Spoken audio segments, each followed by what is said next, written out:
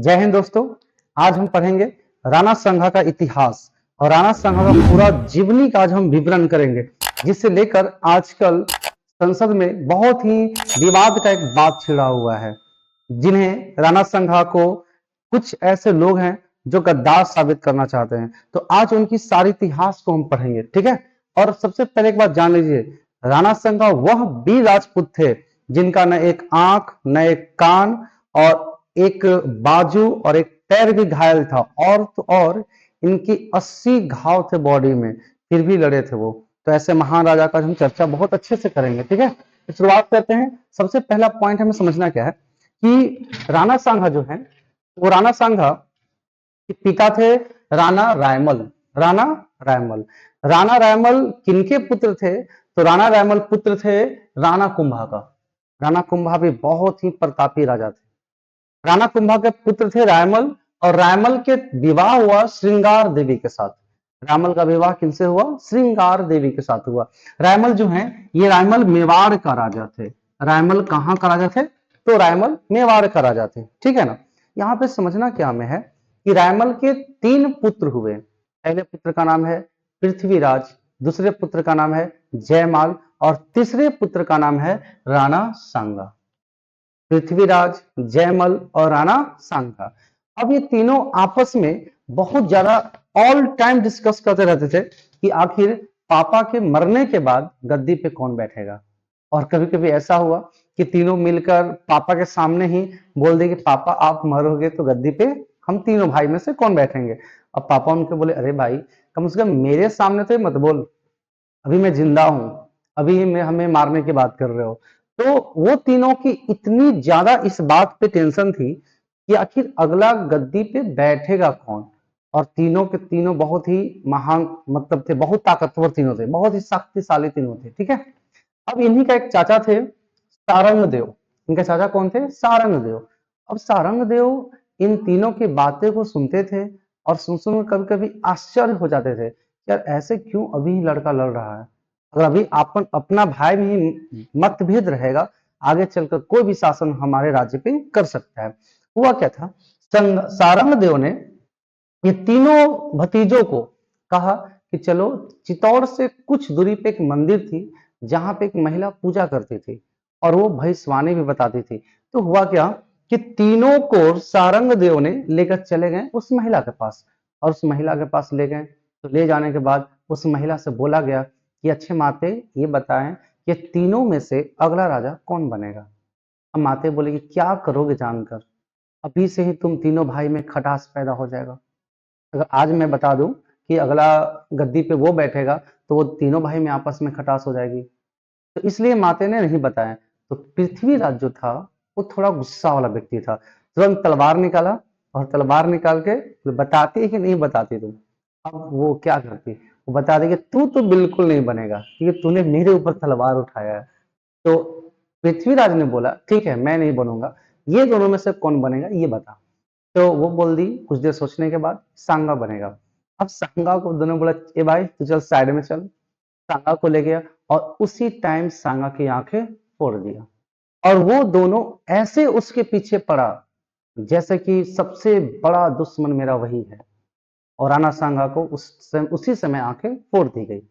अब वहां से राणा सांगा जैसी वहां से भागने का प्रयास किया, तो सारंग देव ने ये दोनों भाई को रोका, किसी भी तरह रोक कर, और राणा सांगा को आगे बढ़ा दिया। अब राणा सांगा वहां से आगे बढ़ा, आगे बढ़ते बढ़ते भागते भागते काफी दूर गया। तो वहां अजमेर में एक राजसमंद के पास एक गांव है जिसका नाम है सेवेंत्री। जिसका नाम क्या है? सेवेंत्री गांव का नाम है। गांव का नाम क्या है? सेवेंत्री। वहां पे एक मंदिर था, रूप नारायण मंदिर। वहां पे मंदिर था रूप नारायण मंदिर। वहां पे एक जैतमलोन नामक तीर्थ यात्री था। जैतमलोन, वो क्या कर रहा था कि वो पूरे भारत के धाम का भ्रमण कर रहा था। तो उसी समय वो पहुंचा हुआ था रूप नारायण मंदिर के पास। अब इनके पास पहुंचे राणा सांगा और कहें अपनी सारी आप बीती सुनाएं, और दोनों भाइयों के बारे में बताएं कि वो हमारे पीछे पीछे हैं, तो आप ऐसा करो हमें बचाओ। तो जैतमलोन ने कहा कि हम क्या क्या ही कर सकते हैं, लेकिन इनके पास कोई सैनिक था नहीं। तो भी इसने क्या कहा, एक सुझाव दिया कि आप मेरा घोड़ा लेकर चले जाओ, और मैं आपका घोड़ा यहाँ पे रख लेता हूं। ठीक है, अब राणा सांगा वहां से निकल गए। अब इनके पीछे करते करते दोनों भाई आ गए। जब पीछा करते करते दोनों भाई आए, तो वो दोनों भाई जो आया तो देखा कि राणा सांगा का घोड़ा यहाँ पे है। जेतमलोन से बोला कि ये घोड़ा यहाँ पे है तो राणा सांगा कहाँ है। अब वो बताने से इनकार, वो नहीं बताया। वो इसलिए भी नहीं बताया कि अगर मैं ये बताऊंगा कि वो इधर गया है, इधर दोनों भाई पीछा करते करते चले जाएंगे। तो वो कुछ बताया नहीं, तो दोनों भाई उस पर झड़प गया। झड़प हुई तो दोनों बीच लड़ाई हुआ। फिर भी जेतमलोन ने काफी देर तक रोक के रखा उन दोनों भाई को, और तब तक राणा सांगा काफी आगे बढ़ चुके थे। लेकिन जैसे ही जेतमलोन को वो मार दिया, तब तक राणा सांगा आगे पहुंच गए थे।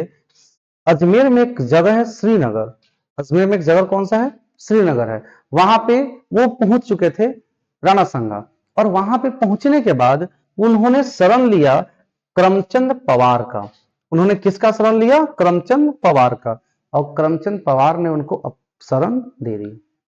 अब इसके बीच क्या हुआ, पृथ्वीराज और जयमल दोनों अपने वापस गए मेवाड़, पिताजी के पास, रायमल के पास। और ये दोनों आपस में ही लड़ना शुरू कर दिए कि अब तो राणा सांगा यहाँ से जा चुका है, अब हम ही दोनों भाई बचे, हो सकता है पापा मेरे आपको बना दे या हमें बना दे। इसलिए क्या हुआ कि दोनों आपस में जब लड़े, तो पृथ्वीराज ने जयमल को जहर का प्याला देके मार दिया। अब कुछ दिन बाद पृथ्वीराज भी मारा गया। अब रायमल जो है उनके दिमाग में ये खटकने लगा, बताओ मेरा 3 अच्छा अच्छा बेटा था, 2 बेटा यहीं चला गया, 1 बेटा भागा हुआ है। अब किसी भी तरह रायमल ने पता कराया राणा सांगा है कहाँ। पता करा के उनको एक समाचार दिया, एक पेपर दिया, भिजवाया, और कहा कि बेटा यहाँ पे आ जाओ, अब कोई है नहीं, मैं भी अंतिम समय में अब गुजर रहा हूँ, आप आकर मेरे गद्दी पे बैठ जाओ। अब वहां पे सांगा वापस आते हैं और गद्दी पे बैठ जाते हैं। वही राणा सांगा जब गद्दी पे बैठते हैं, तो यहाँ से मेवाड़ की कहानी अब शुरू हो जाती है। राणा सांगा वाकई में गद्दी पे बैठ गया। इसका मतलब वो जो महिला पूजा जो करती थी, जो भविष्यवाणी बताती थी, उनकी भविष्यवाणी कहीं ना कहीं सही निकला। ठीक है, अब यहाँ पे राणा सांगा राजा बन चुका है। जैसे ही राणा सांगा ने गद्दी पे बैठा, राणा सांगा जब गद्दी पे बैठा, तो उस समय उत्तर भारत में 3 ऐसे साम्राज्य थे, मुस्लिम साम्राज्य जिसे आप कह सकते हैं, जो काफी आगे बढ़ चुका था, काफी ताकतवर था। वो तीनों साम्राज्य क्या था, दिल्ली, मालवा और गुजरात, ये 3 साम्राज्य था। अब उसके उनके पास, राणा सांगा के पास, ये 3 राज्य की चुनौतियां थी। ठीक है, सबसे पहला हम ये समझते हैं कि जब राणा सांगा गद्दी पे बैठे, तो उस समय दिल्ली का राजा थे सिकंदर लोदी, मालवा के राजा थे नासिर शाह, और गुजरात के राजा थे महमूद बेगड़ा। महमूद बेगड़ा एक ऐसा राजा था कि जिसे प्रतिदिन सुबह नाश्ते में एक बकरा चाहिए था।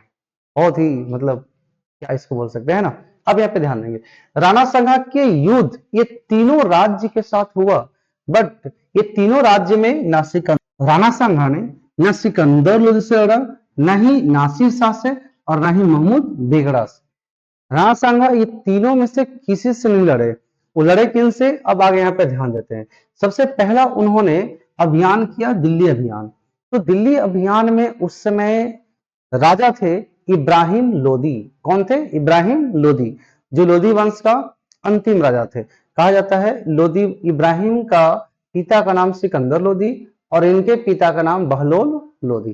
ठीक है, अब यहाँ पे ध्यान देंगे, राणा सांगा ने 1517 ईस्वी में खातौली का युद्ध किए, किनके साथ, इब्राहिम लोदी के पास, और इब्राहिम लोदी से वो युद्ध को जीत गए। उसके बाद पुनः इब्राहिम लोदी को ऐसा लगा कि मैं एक दिल्ली सल्तनत का राजा हूं, और हम मेरे सामने वो छोटा टुकड़ी वाली सेना राणा सांगा कैसे हमसे जीत गया।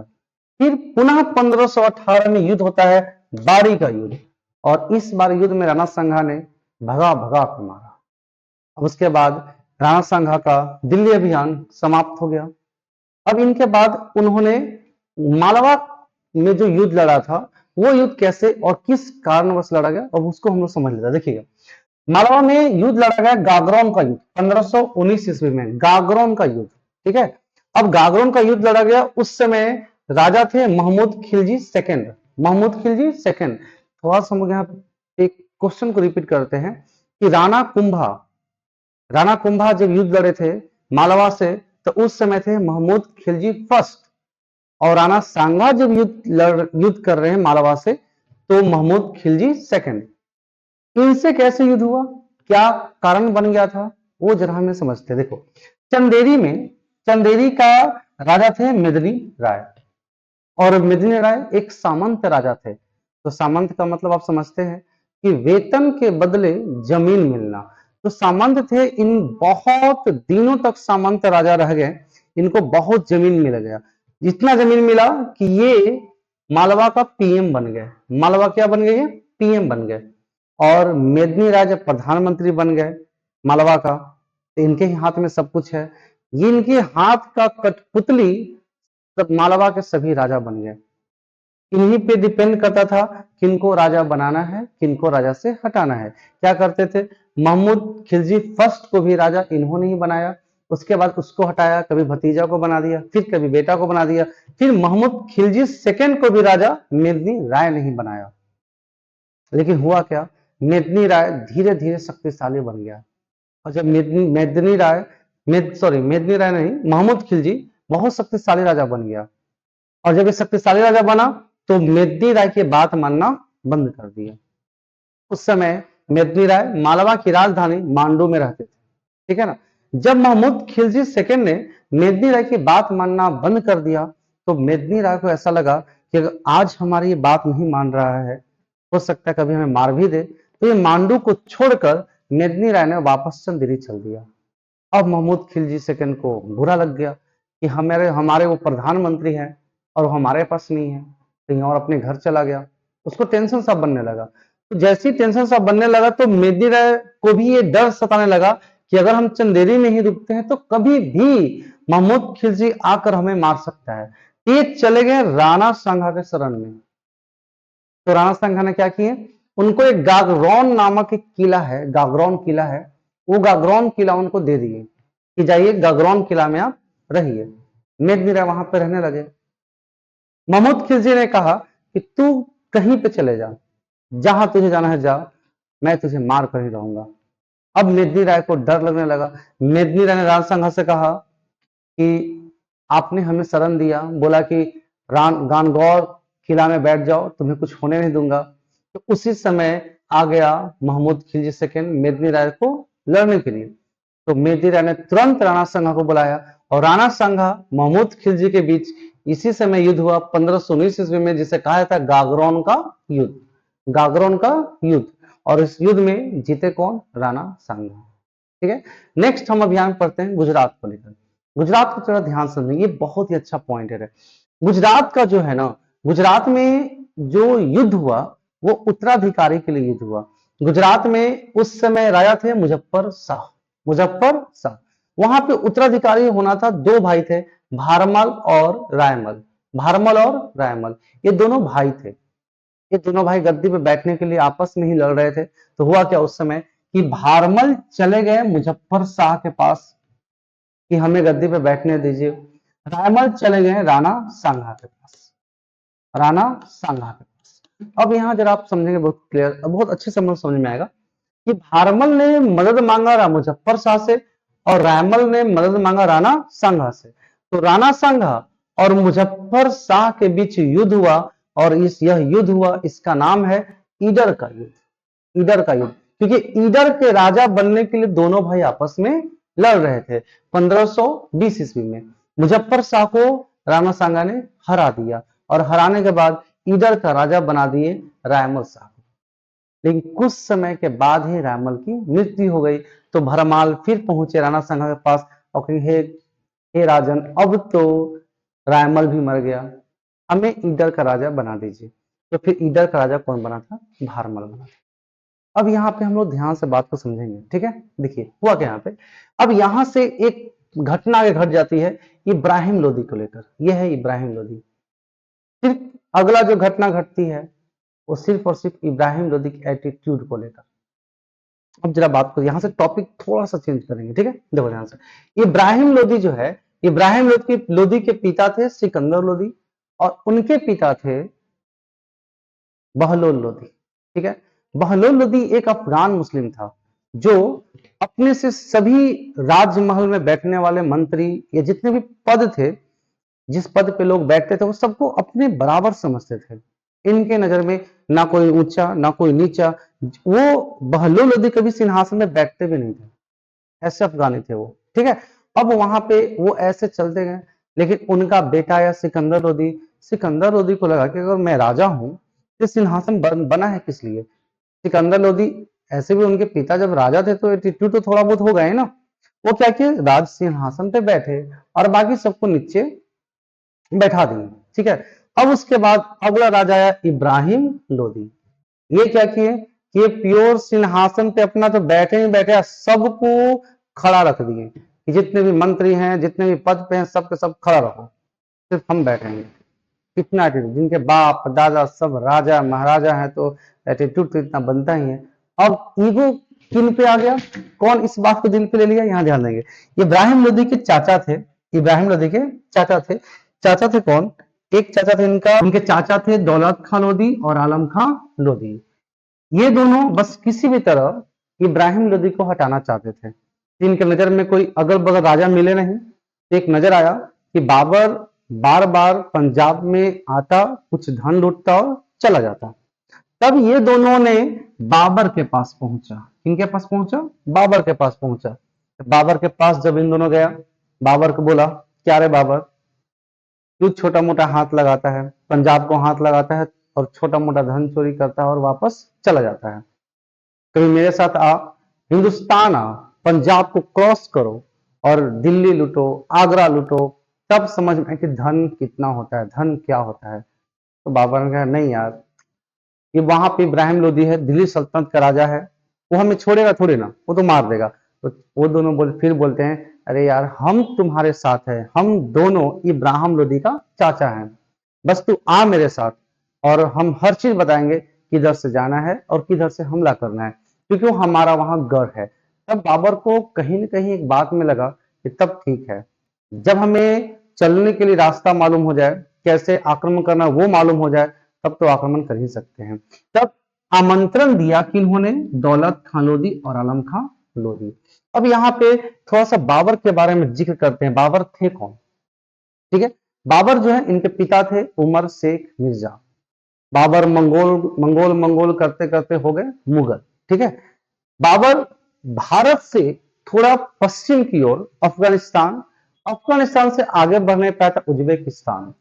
उज्बेकिस्तान में छोटा सा कबीला में बाबर रहते थे और उनके चाचा एक समरकंद जो उज्बेकिस्तान की राजधानी है, वहां पर उनके चाचा शासन कर रहे थे। और जब जब बाबर जाए गद्दी पे बैठने के लिए, तब तब उनके चाचा उनको मार के भगा दे, तो वो वहां पे बाबर शासन न कर पाए। शासन फिर उज्बेकिस्तान से भाग के आ गया अफगानिस्तान, हिंदू कुश पर्वत पार करते हुए आ गया अफगानिस्तान। और जब वो अफगानिस्तान आया तो वहां से फिर उसके मन में प्लानिंग आया कि चलते हैं फिर समरकंद के पास। उन्होंने समरकंद के पास तो गया, लेकिन उनके चाचा फिर उनको मार के भगा दिया। अब उसके बाद बाबर को कुछ सूझ नहीं रहा था कि अफगानिस्तान में क्या करे। उसकी राजधानी काबुल वहीं पे रहता था, वो क्या करे, वहां पे अगल बगल चारों तरफ पहाड़ ही पहाड़ है, कुछ खाने के लिए वहां अच्छे से नहीं मिल पा रहा था। तब वो क्या कर रहा था कि भारत की ओर आगे बढ़ा और पंजाब में, पंजाब की अगर बात करें तो अभी वर्तमान में पंजाब का 75% पाकिस्तान में है और 25% भारत में है। तो बार बार आए और पंजाब में आक्रमण करे, कुछ वहां से धन लूटे और लूट कर फिर अपने राज्य काबुल वापस चला जाए और वहां सभी वो सैनिक जनता सब मिलजुल कर वहां पे खाना उसका खाए, जो वहां से लूट के ले जाता था वही। तो ऐसे ऐसे करके भारत ने पंजाब में, बाबर ने पंजाब पर 4 बार आक्रमण किया, लेकिन कभी वो पंजाब क्रॉस नहीं किया भारत प्रवेश करने के लिए। क्यों, क्योंकि उससे ऐसा लगता था कि भारत में दिल्ली सल्तनत का सबसे बड़ा राजा इब्राहिम लोदी गद्दी पे बैठा हुआ है, अगर हम पंजाब को क्रॉस करते हैं तो कहीं वो हमें मार न दे। लेकिन वो भ्रम भी इसका दूर हो गया, किनके वजह से, दौलत खां लोदी और आलम खां लोदी।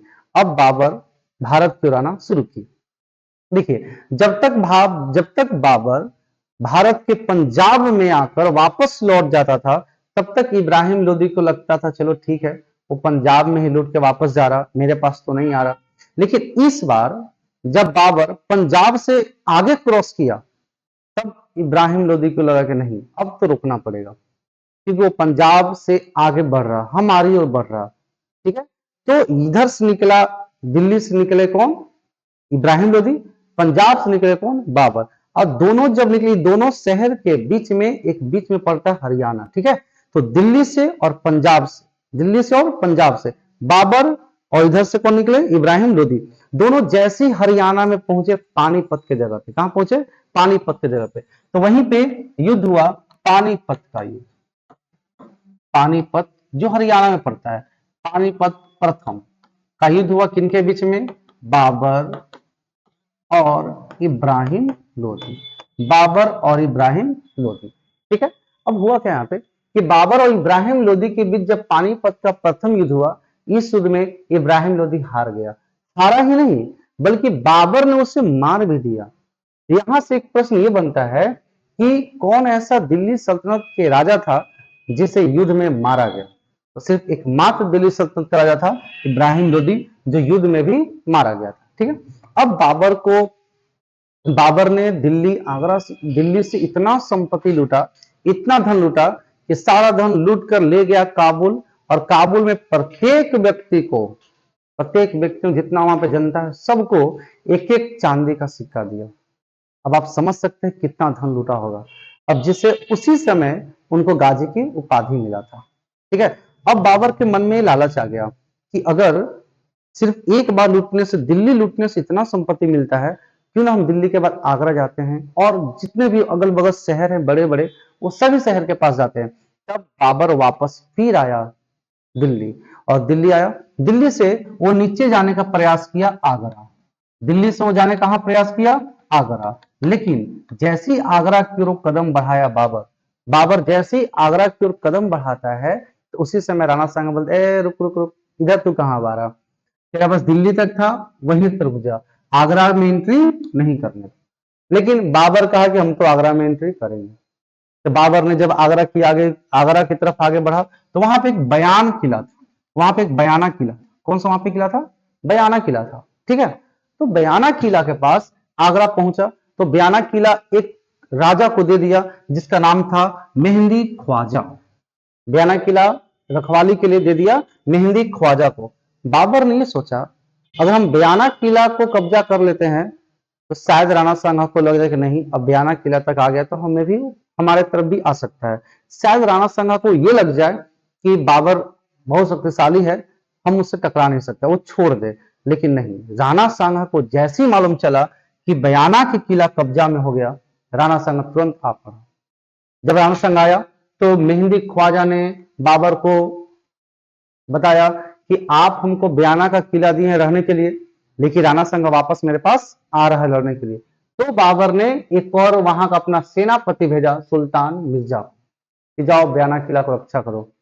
ठीक है, तो राणा सांगा जब आए, तो 1527 ईस्वी में बयाना के किला के लड़े, इसलिए बोलते हैं बयाना का युद्ध 1527, बयाना का युद्ध 1527। और राणा सांगा ने आए और दोनों को पराजित कर दिया, दोनों को पराजित कर दिया। तब जाके बाबर को इसकी शक्ति का समझ में आया कि राणा सांगा क्या चीज है। राणा सांगा ने बयाना के युद्ध में 1527 ईस्वी में सुल्तान मिर्जा और मेहंदी ख्वाजा दोनों को पराजित कर दिया। अब इसकी खबर जैसे ही बाबर के पास पहुंचा, ठीक है, तब बाबर ने कहा कि राणा सांगा इतना शक्तिशाली है, जो मेरे दोनों, एक राजा थे एक सेनापति थे, दोनों को मार दिया। अब बाबर के मन में आने लगा कि अब हम राणा सांगा को छोड़ेंगे नहीं, अब राणा सांगा को हम छोड़ेंगे नहीं। देखिए यहां से एक पॉइंट आता है कि जब दिल्ली से आगरा बाबर आना चाहा, तो महाराणा सांगा ने रोका क्यों। कहीं ना कहीं ये लगता है कि राणा सांगा जानता था कि दिल्ली तक ही रहना है, आगरा नहीं आना है ना। तो यहां पे एक वाक्य आती है कि बाबर अपनी आत्मकथा बाबरनामा में लिखता है, कहता है कि जब हम काबुल में थे, तो राणा सांगा का एक गुप्तचर, या आप कह सकते हो राणा सांगा का राजदूत हमारे पास आया था और बोला था कि बाबर भाई तुम हमारी हेल्प कर दो, दिल्ली आओ और आकर इब्राहिम लोदी को हटा दो, क्योंकि इब्राहिम लोदी बहुत ज्यादा हमें परेशान कर रहा है। ठीक है, तो राजूत ने बोला, बाबर ने फिर जवाब दिया, हम क्यों आए तुम्हें बचाने, मेरे पास है ही क्या, ना इतनी शक्तियां हैं ना कुछ है। तो राणा सना का राजूत कहता है कि आप मेरे पास आओ और इब्राहिम लोदी को मारो, और मार के जितना संपत्ति लूटना है लूट कर चले जाओ। ये बाबरनामा में बाबर कहता है, बट ये बिल्कुल कतई सही नहीं है। क्यों सही नहीं है, आप समझ सकते हैं कि राणा सांगा जो इब्राहिम लोदी को 2 बार हराया, 1517 1518 में, हाथोली का युद्ध में, बाड़ी का युद्ध में 2 बार हराया, फिर क्यों राणा सांगा इब्राहिम लोदी को मारने के लिए बाबर को बुलाएगा? ये तो बात पचेगी ही नहीं। ये जरासर गलत, एकदम सरासर ये गलत है। नजर भी आता है कि मान लिया जाए बाबर को राणा सांगा बुलावा भी देगा, तो इसलिए तो नहीं देगा ना कि इब्राहिम लोदी को मारने के लिए, जबकि इब्राहिम लोदी को राणा सांगा ने लगातार उसके घर पे मारा था। ठीक है, ये बिल्कुल गलत है। लेकिन अब यहां पे समझना है कि दिल्ली से आगरा जैसे ही बाबर आ रहा था, तो राणा सांगा ने इसके खिलाफ हो गया, और खिलाफ होके बयाना का युद्ध लड़ा गया, और इस युद्ध में राणा सांगा ने बाबर की सेनापति को मार दिया। अब यहाँ पे बात क्या आती है, अब बाबर ने आगे युद्ध करने का आगे सोचा, तो जैसे ही बाबर ने आगे युद्ध करने का सोचा, तो आगरा से आगे बढ़ा, इधर से अब राणा सांगा आगे बढ़े, तो बीच में पड़ता है खानवा। कौन सी जगह पड़ता है? खानवा। अब खानवा का युद्ध यहाँ पे किया जाएगा। ठीक है, अब हुआ क्या, खानवा जगह पे इधर से राणा सांगा पहुंचे, इधर से बाबर पहुंचे, दोनों पहुंचे। अब तैयारियां जोरों शोरों से हो रही है। ठीक है, तो जब युद्ध था 27 मार्च 1527, 27 मार्च 1527, ठीक है, 1527, और बयाना का युद्ध हुआ था फरवरी में। ठीक है, फरवरी में जैसे ही बयाना का युद्ध में राणा सांगा का विजय हुआ, उसी टाइम राणा सांगा से बाबर युद्ध लड़ा, 1 मंथ का टाइम लेकर लड़ा युद्ध, खानवा का युद्ध। ठीक है, अब उस समय हुआ क्या कि बाबर जैसे ही लास्ट समय आया, तो 26 मार्च को 26 मार्च को बाबर ने क्या किया कि एक दिन पहले सारे सैनिकों को बुलाया। ठीक है, सारे सैनिकों को बुलाया, और सारे सैनिकों को बुलाकर कहा कि सब तैयार होना युद्ध लड़ने के लिए राणा सांगा से। तुरंत जवाब आया, नहीं नहीं, हम नहीं लड़ सकते हैं। तो बोला, आखिर क्यों क्यों लड़ सकता है? तो उसने बताया, सैनिक लोग ने बताया कि वैसा व्यक्ति जिसका एक आंख नहीं, एक हाथ नहीं, जिसका एक कान नहीं, जिसका पैर भी घायल है, और जिसके 80 पूरे शरीर में घाव हैं, और उनसे हम लड़ेंगे। हमें याद अभी भी है कि मेहंदी ख्वाजा और सुल्तान मिर्जा को किस तरह से उसने हराया था, कंप्लीट हमें याद है। हम उनसे नहीं लड़ सकते, ये सीधा साधा मना कर दिया। तो फिर अब बाबर को लगने लगा कि अगर हमारे सैनिक ही नहीं लड़ेंगे तो हम कैसे लड़ेंगे। फिर सैनिक को बोला कि हम यहाँ पे युद्ध करने अपने लिए नहीं आए हैं। तो सैनिक बोलते, और किसके लिए आए हो? तुम खुद तो अपना धन लूट कर जाते हो, सबको बांट देते हो। तो फिर बाबर ने कहा कि लगता है कि सैनिक के मन में डाउट हो गया, सैनिक लड़ना नहीं चाह रहा। तो उस समय बाबर ने दिमाग लगाया। बाबर ने दिमाग क्या लगाया? बाबर ने इस युद्ध का नाम रख दिया जिहाद। इस युद्ध का नाम क्या रख दिया? जिहाद। कि अगर हम आज युद्ध लड़ भी रहे हैं तो अपने धर्म के लिए लड़ रहे हैं, एक जिहाद के लिए लड़ रहे हैं। इस अगर युद्ध की विजय भी होगा, वो धर्म के नाम पे होगा। हमें अल्लाह तल्ला ने हमें फरमाया है कि बाबर, तुम हमारे इस्लाम धर्म को, इस धर्म को बहुत आगे बढ़ाओ। ये बात बोलकर सैनिक, अब जैसे सैनिक धर्म की बात सुना तो मन में जोश आना शुरू हुआ। फिर बाबर कहता है, कहते कहते इस बात में बोल देता है कि आज के बाद जितने भी लोग हैं, जितने भी सैनिक है, वो सब सैनिक मेरे साथ सिर्फ इसलिए लड़ेगा कि अपने धर्म को बहुत आगे ले जाए। जितने भी यहाँ पे हिंदू धार्मिक लोग हैं, सभी को इस्लाम धर्म में कन्वर्ट कराया जाए। तब उन लोग को लगा सैनिकों की वाकई में बात में तो दम है। लेकिन उसमें से एक सैनिक चालाक था, वो कह दिया कि हे बाबर, ये गलत बोल रहे हो। तुम वो इंसान हो जो कुरान में क्लियर लिखा हुआ है कि शराब पीना इस्लाम में गलत है, और फिर भी तुम बोल रहे हो, और अभी भी शराब हाथ में लिए हुए। अब बाबर ने तो शराब को बाहर भेजा, बोला कि आज के बाद शराब पीना बंद। तो बोले, वो जो पीछे पेटी भरा हुआ है अच्छा वो भी पीना बंद, आज सब जगह फोड़ दो, आज के बाद शराब नहीं पियेंगे, आज के बाद शराब नहीं पियेंगे। देखो बाबर एक ऐसा राजा था, बाबर एक ऐसा राजा था कि जो ऑल टाइम शराब पी रहा था, ऑल टाइम। बाबर अपना बाबरनामा में कहता है कि आज सुबह सुबह उठा, बॉडी पूरा दर्द कर रहा था, तो तन मन दर्द कर रहा था, तो 2 पैक मारा, थोड़ी बॉडी में तंदुरुस्ती आई। फिर बाबरनामा कहता है कि दोपहर में बहुत सारे रिश्तेदार हैं, अब रिश्तेदार है तो उनको सूखा सूखी तो खिला नहीं सकता है, तो फिर उसके लिए 2 पैक मार लिए। फिर बाबर क्या बोलता है कि जैसी शाम हुआ, मौसम हो गया ठंडा, फिर 2 पैक मार लिए। ये बाबर कहता है, ये हमने बाबरनामा में बाबर खुद लिखा है, ठीक है। अब सुनिए सैनिक ने क्या बोला, सैनिक ने कहा कि ठीक है बाबर, चलिए अच्छी बात है, हम आपकी बात को सुन लिए, लेकिन इस्लाम में ये भी नहीं लिखा है कि मुस्लिम भाइयों से टैक्स लिया जाए। अब बाबर ने कहा कि ठीक है चलो, तमगा टैक्स था, वो टैक्स था तमगा, तमगा टैक्स मुस्लिम भाइयों से कर लिया जाता, ये तमगा टैक्स को बंद कर दिया। अब सैनिक को लगने लगा, लगता है बाबर लाइन पे आ रहा, तो बाबर को भी लगने लगा कि सैनिक इस वजह से ही सही, तमगा टैक्स बंद हो जाए, शराब छूट जाए, सब खत्म हो जाए, लेकिन सैनिक मेरा साथ अब देगा। अब जब सैनिक हमारा साथ दे रहा है, तो उसी समय खानावा का युद्ध लड़ा गया। अब देखिए ध्यान से, तो अच्छे से यहाँ पे समझिए युद्ध हुआ कैसे, ठीक है ना। देखो युद्ध हुआ कैसे यहाँ पे, कि जब इधर से आया था बाबर और इधर से आए थे राणा सांगा।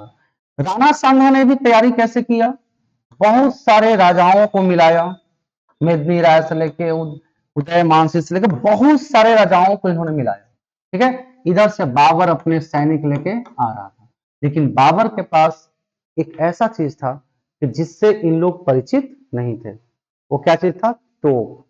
क्या चीज था वो, तोप। और तोप से ये राणा सांगा के सैनिक, राणा सांगा के हाथी, ये सब परिचित नहीं थे, ठीक है।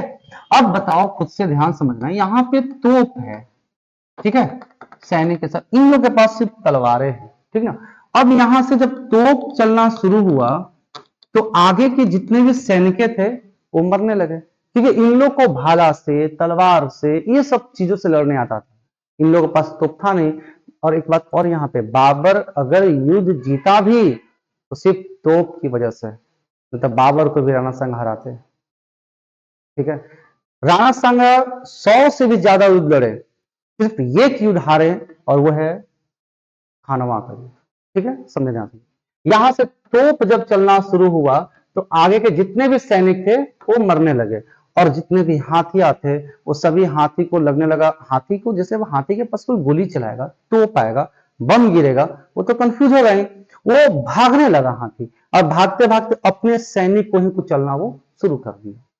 किनके सैनिक को चलना शुरू कर दिया, राणा सांगा के साथ जो भी आए थे उनके सैनिक को चलना वो शुरू कर दिया, ठीक है। अब सारे सैनिक यहां से घबरा गए, अब लगने लगा इन लोग को कि अब लगता है कि हम लोग बच नहीं पाएंगे। तो राणा सांगा जो है, राणा सांगा जो राजा थे, राणा सांगा के मन में क्या आया कि ऐसे नहीं होगा, अब सैनिक पीछे भागना शुरू कर लेने लगा। तो राणा सांगा की हमें आगे ले चलो। वो राणा सांगा जिनका पैर भी एक नहीं था, एक हाथ भी नहीं था, आंख भी नहीं था, कान भी नहीं था, तब ये आगे बोले कि हमें आगे ले जाके हाथी पे बैठा। अब राणा सांगा आगे को आगे ले जाया गया, हाथी पे बैठा दिया गया, ठीक है। अब यहाँ पे सारे सैनिक राणा सांगा को देख के एकदम पीछे जोश भरे, जोश से एकदम आने लगे कि जब हमारे राजा जिनको इतना घायल है फिर भी वो आगे हैं, तो हम क्यों पीछे रहे। सब आना शुरू कर दिया। अब इसके बाद फिर से बाबर ने एक नया दिमाग लगाया, बाबर ने तिलगुत तिलगुत नीति का प्रयोग किया। वो तिलगुत नीति क्या होता है, कुछ सैनिक को इधर भेजा, इधर से चलाया, इधर से चलाया तीर, और बीच से चलाया, तीनों तरफ से तीर चलाना शुरू कर दिया, ठीक है। अब यहाँ पे सैनिक को लगना शुरू हुआ, काफी ज्यादा सैनिक मारे गए। अब यहाँ पे राणा सांगा को क्या हुआ कि राणा सांगा के भी ऊपर तीर लगा, जैसे ही राणा सांगा के ऊपर तीर लगा तो राणा सांगा गिर गए। जानते हो पहले का युद्ध होता क्या था, अगर आपके पास 10 लाख सैनिक है, ठीक है, आप राजा हो, और अगर राजा वहां पे मारा गया तो 10 लाख सैनिक तुरंत पीछे, तुरंत पीछे, कोई आगे फिर नहीं लड़ सकता है, पहले ये नियम हुआ करता था, ठीक है। तो राणा सांगा को जैसे तीर लगा ये गिरे, तो वहां पे राणा सांगा ने तुरंत क्या दिमाग लगाया एक और जो सेनापति थे उनको बोला कि आप यहाँ बैठ जाओ मेरा ताज पहनकर। लोगों को लगे कि नहीं राणा संघा भी जीवित है, लेकिन जैसे ही राणा संघा गिरे वैसे सभी सैनिकों ने देख लिया था और सब सैनिक यहाँ से भागना शुरू किए और इस प्रकार राणा सांगा ने खानवा का युद्ध हार गया। ठीक है, देखिए विवादित पॉइंट यहाँ पे क्या था कि राणा सांगा ने बाबर को आमंत्रण किया या नहीं किया। देखिए थोड़ा सा इसमें टाइम लेते 2 मिनट।